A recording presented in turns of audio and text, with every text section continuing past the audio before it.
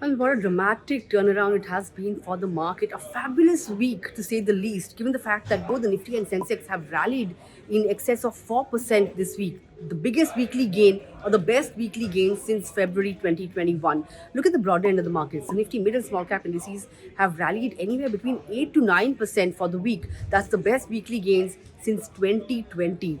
The breadth of the market has also improved significantly. And of course, we know that the market has gained every single day of the week. Looking at the sectors, all the sectors managed to end the week in the green. IT was a relative underperformer. The index, though, gained somewhere around 2% for the week, but realty and PSU stocks, the CPSC index, so to say, were the clear winners, gained in excess of 7% or thereabouts. In terms of Nifty gainers, insurers did particularly well. SBI Life was up somewhere around 11% for the week. HDFC Life as well saw somewhere around 9% or thereabouts for the week. And Shriram Finance was another one that was a clear winner. On the losing end, you had very few stocks, so to say, and Tech Mahindra and ITC were among the laggards this week, but the losses weren't anything to really worry about. 1 to 2% kind of cut on both these stocks for the entire week.